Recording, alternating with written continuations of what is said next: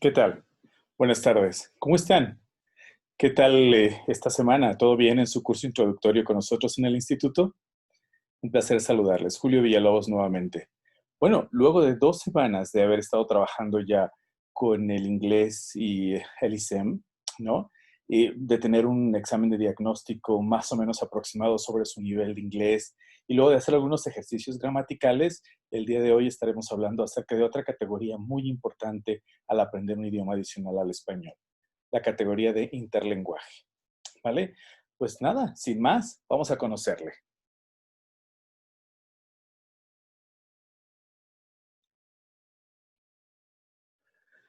Esta categoría, la categoría de interlenguaje, fíjense que fue propuesta allá por los 70s, en el 72, si no mal recuerdo, por Selinka, un investigador, un lingüista americano.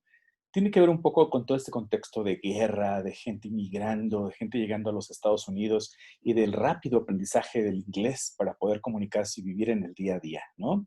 Pero vamos poco a poco, vamos a irle trabajando. La charla del día de hoy está estructurada en 5 momentos. ¿Qué es el interlenguaje?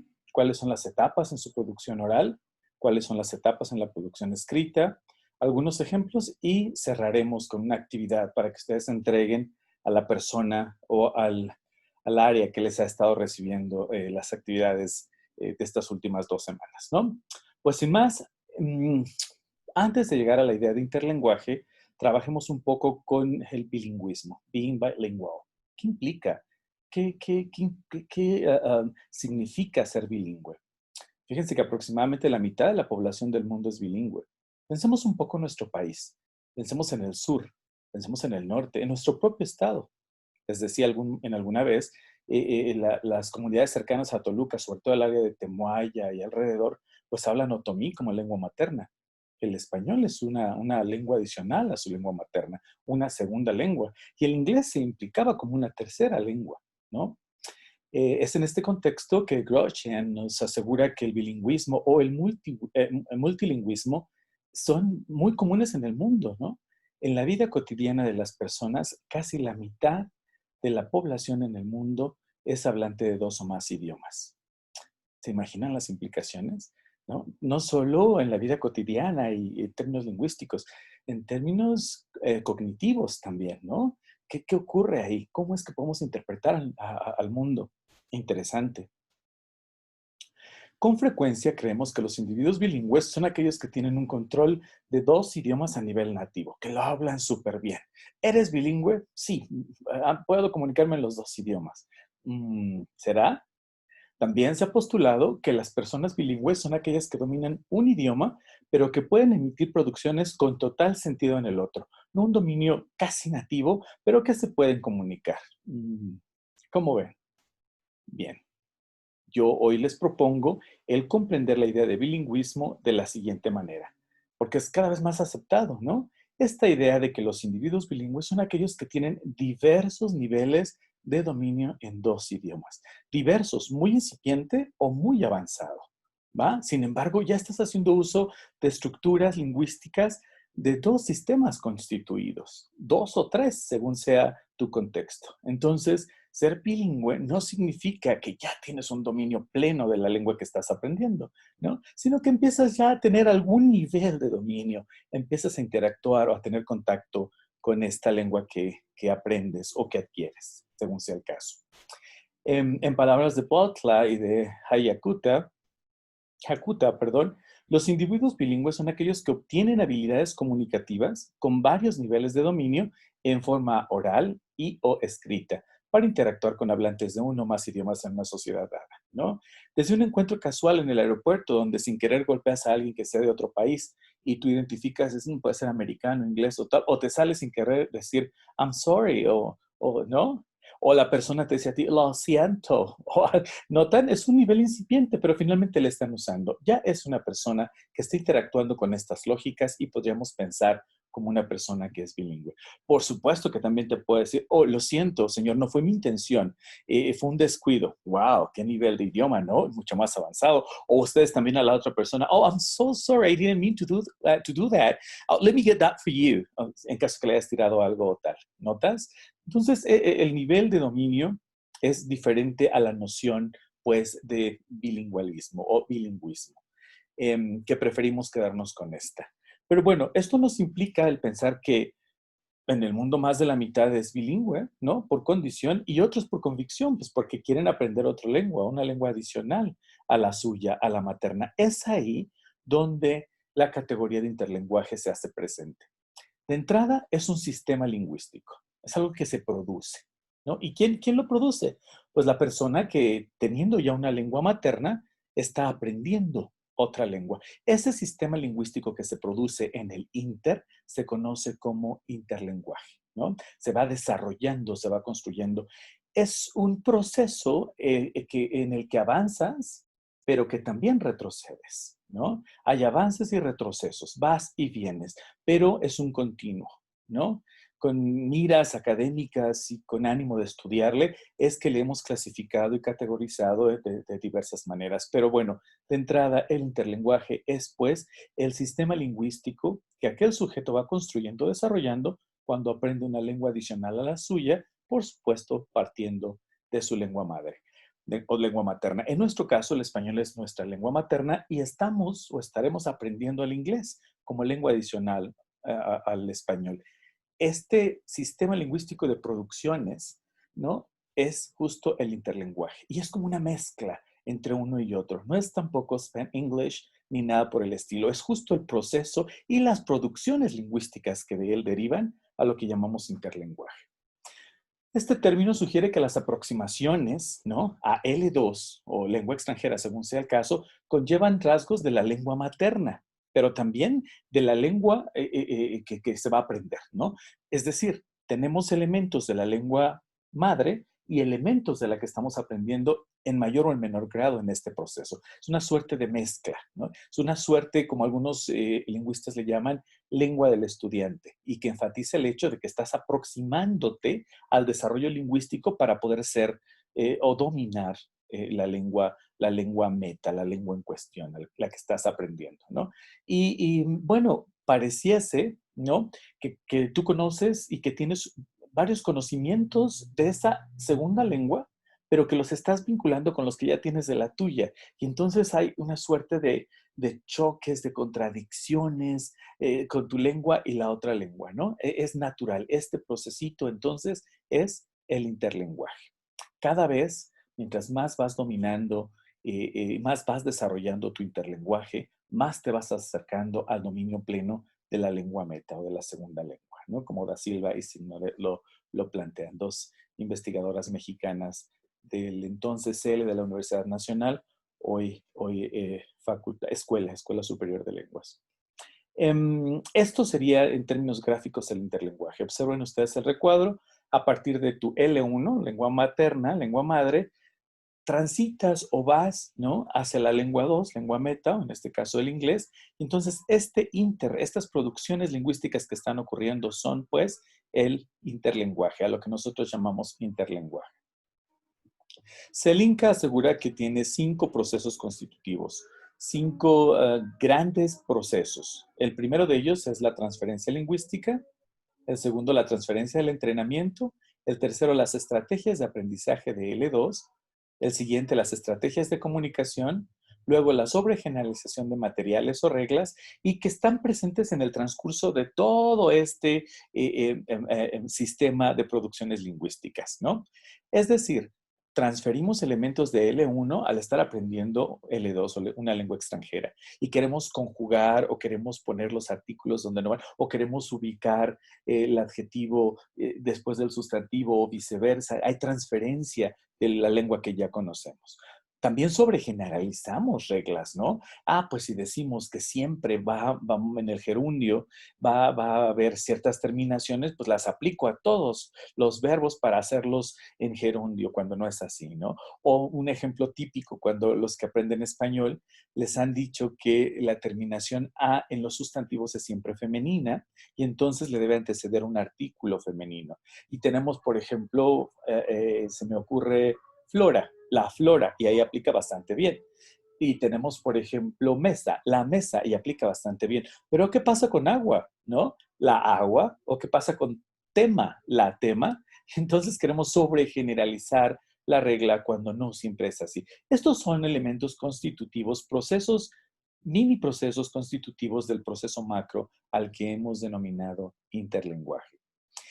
Em, Nolasco, un alumno egresado de nuestra maestría, a partir de propuestas hechas por un servidor en algunas investigaciones realizadas en la década pasada, construyó este organizador gráfico que lo veo bastante didáctico. Noten cómo de L1 a L2 transitamos por varios momentos. Desde lo que he documentado, en la producción escrita parece que transitamos por tres grandes momentos o estadios. Uno léxico, para luego llegar a uno sintáctico y finalmente concretarle en uno semántico. De igual forma, en la producción oral transitamos de una fonética o de elementos muy cercanos a nuestra lengua madre, que en este caso es el español, para luego llegar un poco a asuntos neutrales, fonéticamente hablando, y finalmente acercarnos a una fonética muy parecida a alguno de los acentos de L2, en este caso el inglés. Este esquemita nos va a permitir el que hoy, esta tarde, yo les platique poco a poco cómo lo podemos diferenciar y cómo esto nos puede ayudar para saber en dónde andan y cómo mejor ayudarles, no solo a ustedes, sino a nuestros alumnos que aprenden inglés en general, ¿no? Bueno, vámonos pues con las etapas en la producción escrita, que decíamos son tres, ¿no? Una etapa más centrada en lo léxico para transitar a una más centrada en lo sintáctico y finalmente una más centrada en lo semántico. La primera etapa, la más cercana centrada al léxico, tiene un vínculo muy estrecho con el español, al ser nuestra lengua madre. Apenas nos estamos despegando de ella. Y entonces muchas de las palabras en esta etapa, en este estadio, las vamos a decir en lengua materna o las vamos a castellanizar. Vean el ejemplo. I live in a house next to a panadería. No pudo decirme panadería en inglés y usó el término español. Eso me indica cuando alguien utiliza léxico en español que está en esta primera etapa, ¿no?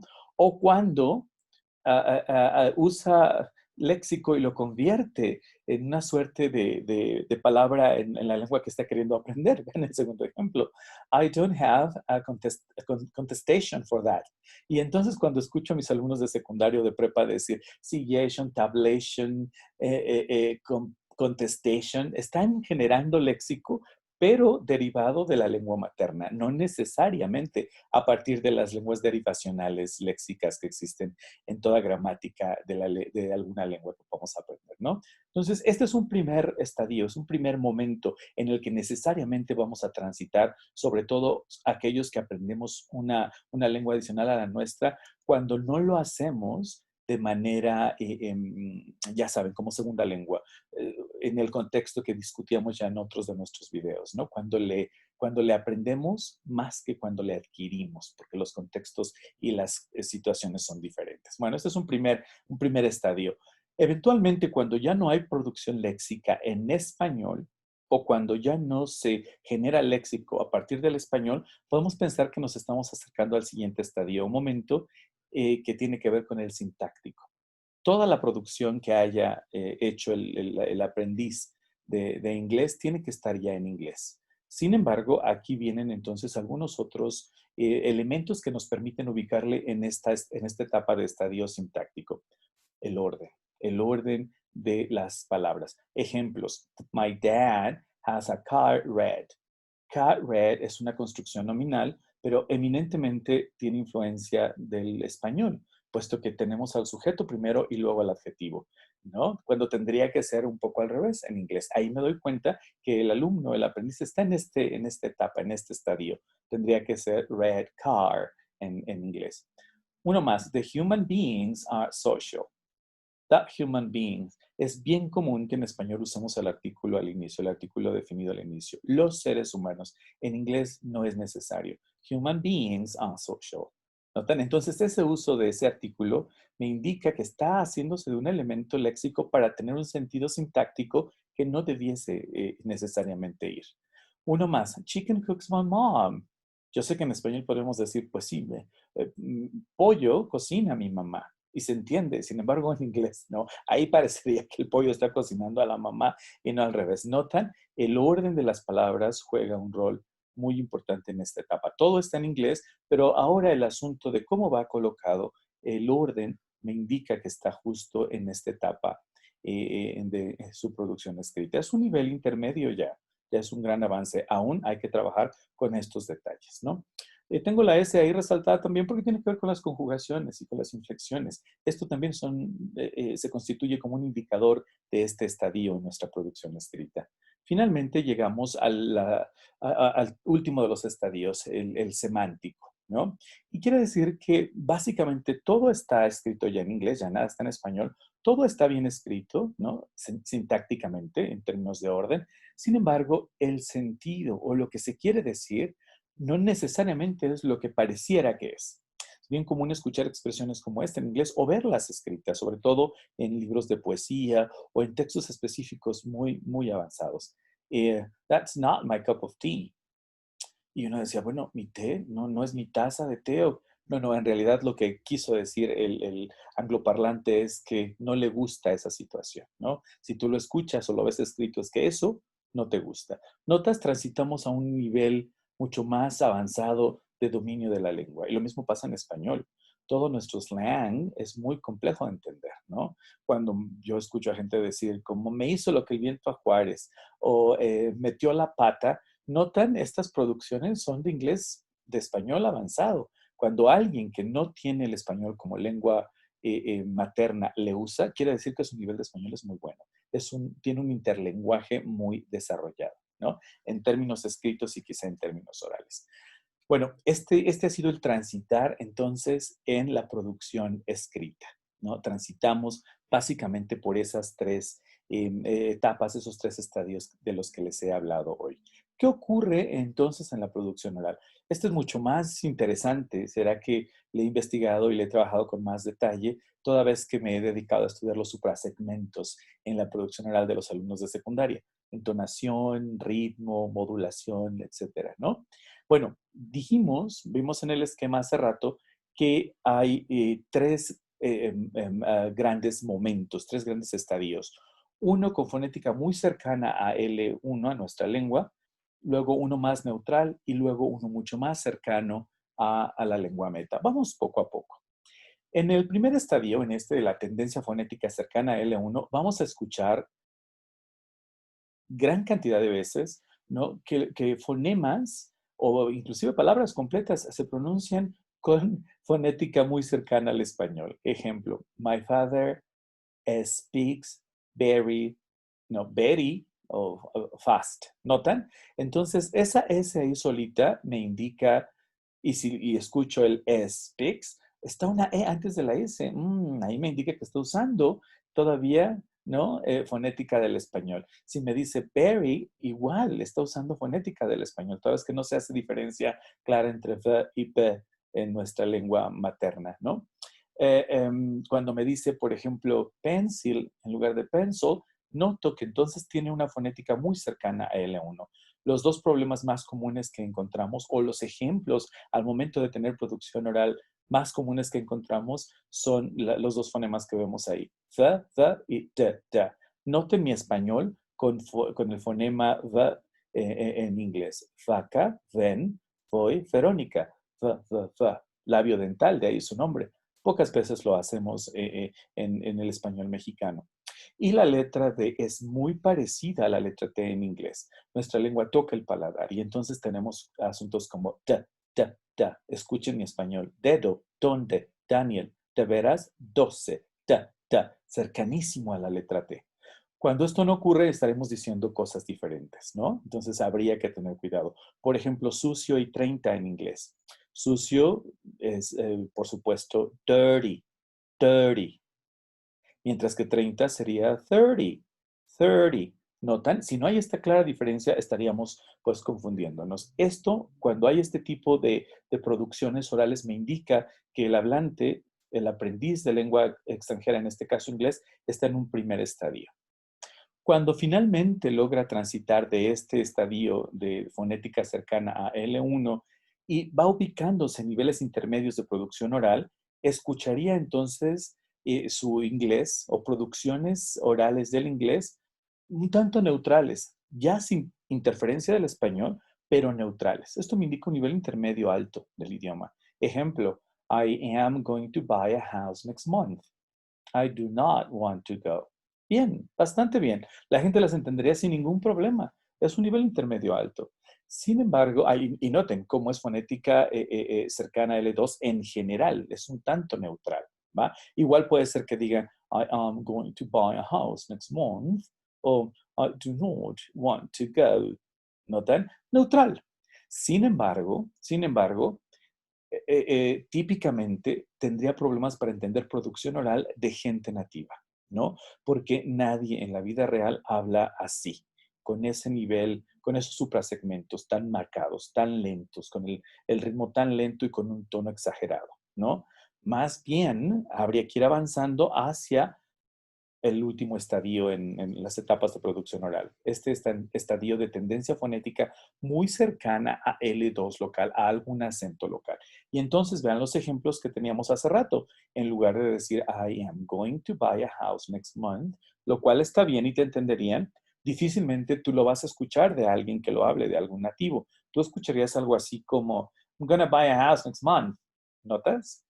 I'm gonna, y entonces ahí se puede romper la comunicación al no comprender lo que estén diciéndote. O abajo, I do not want to go, hermoso, ¿no? Intermedio alto, pero nadie típicamente te lo va a decir. En el día a día tú escucharías algo como I don't want to go, ¿notas? En inglés americano. Entonces, cuando nos acercamos más a la tendencia fonética cercana a L2, nuestro interlenguaje está mucho más desarrollado. Y no porque necesariamente uno quiera que hables así, con algún acento, que sería fabuloso. No, hoy día se aceptan una gran diversidad de acentos. El punto está en comprender lo que alguien más te diga a ti, ¿vale? Ahí radica entonces la idea de ir comprendiendo estos asuntos en las etapas del interlenguaje, tanto en la producción oral como en la producción escrita. Veamos algunos ejemplos, como les mencioné al inicio del video. En pronunciación, AM ahí quiere decir americano. ¿Cómo lo podríamos decir? Tú puedes decir I have got you y está correcto. B1, B2, intermedio alto. Pero para transitar hacia 1, C2, yo esperaría que pudieras pronunciarlo algo así como gotcha, gotcha. ¿Notas? Se reduce. Todos los verbos auxiliares se reducen en inglés y se enfatizan aquellas palabras, aquel léxico que tiene, que tiene contenido y todo lo que juega una función se reduce. Abajo, I would have done it. Bien. Sin embargo, tú escucharías algo como I'd have done it. I'd have done it. Y entonces tienes que entenderlo. ¿Notas? He ahí cómo puedes irte dando cuenta cómo estás en tu asunto interlingual, en qué tan desarrollado está tu interlenguaje, ¿no? Incipiente, intermedio y avanzado. Y lo puedes correlacionar un poco con los niveles de desempeño que vimos en el video pasado, los del marco común europeo, ¿no? Muy incipiente, pues es la A. Intermedio, pues es la B. Avanzado, ¿no? Es pues la C. Más o menos por ahí se pueden correlacionar sin que necesariamente exista una correlación directa. En inglés británico, por ejemplo, tú podrías escuchar, tú puedes decir, Peter is over there. Pues con acento y tal, B1 bajo. No hay problema, te entenderían, ¿va? Aún así noto que te estás, B1 bajo y te estás acercando todavía a un nivel fonético al español. Más neutral podría ser Peter is over there, vale, ¿no? O también podría ser Peter is over there, en británico, vale. Pero para que te acerques a un estadio de producción oral fonéticamente muy cercano al inglés, a la lengua que estás aprendiendo, yo esperaría en inglés británico algo como Peter is over there. Yeah, Peter is over there. O también not at all. ¿Notas? O en americano, not at all. ¿Vale? Si estuviese neutral, como en el estadio de fonética neutra, pues a lo mejor un not at all estaría bien, o not at all, ¿va? Pero la idea es ir acercándonos a un dominio mucho más avanzado de la lengua que estamos aprendiendo, ¿vale? Bueno, ¿qué tal está qué tan desarrollado está tu interlenguaje? Eh, He aquí la primera actividad de la tarde. Serán dos. Una hay que entregarla, la otra no tanto. Les voy a pedir que hagan la traducción de estas oraciones que están en español mexicano al inglés, por favor, y que se las manden a los responsables de las divisiones o a los responsables de los programas a donde mandaron su ubicación la vez pasada y a donde mandaron también los ejercicios gramaticales de la vez pasada. Con ello nos daremos cuenta un poco por dónde andan en su interlenguaje, ¿no? Dependiendo un poco de cómo les traduzcan al inglés. Son 4, un trocito de papel, te toman la foto y la envían para un poco conocer y saber cómo andan, ¿vale? La primera es un alumno que llega al salón y que pues le pregunta lo primero, en primer término al profe, oiga, profe, ¿ya pasó lista? Profe, ¿ya pasó lista? Ese es el contexto, para que lo tengan claro. Luego, en la segunda oración, pues está, no sé, se me ocurre la directora, está la maestra Gómez y está una madre de familia, y la directora le dice a la madre de familia, ella es la profesora Gómez. ¿Va? Ese es el contexto. Está presentando a la profesora Gómez.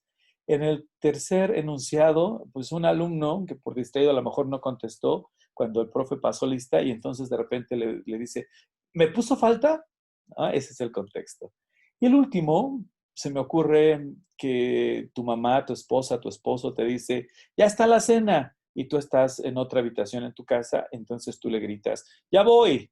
Esa idea, ese ya voy es el que quiero que traduzca, ¿vale? Son los 4 ejemplos que me gustaría tradujeran y que enviaran, pues para saber cómo anda su interlenguaje. Ya les diré en el video que viene, último por cierto, cómo esperaría sus producciones, ¿no? Para saber más, esta es la otra actividad, no necesariamente tienen que reportarlo, de hecho no estoy pidiendo que le reporten, pero pueden echarle un ojito, está escrito en inglés y tiene que ver con el entender algunos de los errores de nuestros estudiantes, ¿no? De inglés como lengua extranjera, desde su interlenguaje, cómo se va constituyendo. Ejemplos como, como los que ustedes están ahora traduciendo para entregar aparecen en este texto. ¿No? Por si no se llegase a notar bien el link, voy a dejar de compartir ahora la presentación para irme un poco al link y podérselos pues compartir y que ustedes miren el documento. Este fue publicado en una revista indexada ya hace algún tiempo de Mestizo, aquí lo están viendo ahora.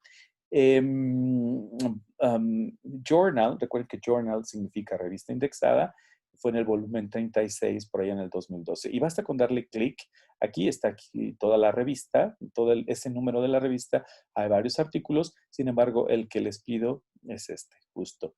Understanding EFL Students' Errors and Insight Towards Their Interlanguage. Basta darle clic y les aparece ahí el artículo completo, ¿no? Fue escrito en colaboración con 2 colegas del TEC de Monterrey, Campus Estado de México, John, que en paz descanse, y David Camps, que ha colaborado con nosotros en el ISEM como lector o como miembro del comité tutoral. Y aquí aparece entonces el texto. Ustedes lo pueden leer aquí o bien le pueden descargar si es de su interés y así ir practicando un poco la comprensión de textos en, en idioma adicional al, um, al español, ¿no? Como ven. Bueno, permítanme compartir pantalla para un poco cerrar nuestra sesión de hoy y aclarar qué es lo que hemos estado trabajando. En la sesión de hoy trabajamos qué es el interlenguaje. Recuerden, es entonces el sistema de producción lingüística que se desarrolla en aquel sujeto que ya tiene una lengua materna y que va a aprender alguna otra, ¿no? Ese sistema lingüístico desarrollado y producido por este aprendiz es justo el interlenguaje. Etapas en la producción oral del mismo, vimos que son 3. ¿Recuerdan? Una muy cercana a la fonética del español, otra un tanto neutral, ya cercana a L2 o a la lengua extranjera, y una muy cercana a acentos locales, ¿no? En las etapas de la producción escrita vemos que se transita de una muy centrada en el léxico a una más centrada en lo sintáctico para finalmente llegar a una muy centrada en lo semántico, en lo que uno quiere decir, en el sentido, ¿no? Vimos varios ejemplos, tanto de manera oral como escrita, ¿no? Y bueno, ha quedado de tarea un poco que veamos qué tan desarrollado está tu interlenguaje, ¿vale?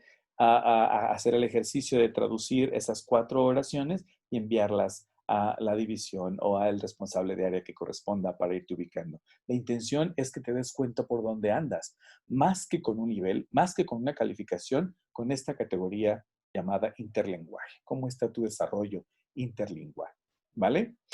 Sin más, yo quiero darles las gracias por estar atentos a su tercer video de esta serie en este horizonte del inglés y el ISEM. Y nos queda uno. En el que viene, no solo habremos de ver cómo se podrían haber interpretado estas oraciones, ¿no? Sino a partir de elementos previos como tu diagnóstico, los ejercicios de gramática que ya hiciste, este ejercicio de ubicación en tu interlenguaje, en tu desarrollo interlingual, habremos de tomar decisiones sobre qué vas a hacer en el primer semestre, sobre todo a tu ingreso al instituto en sus programas de posgrado.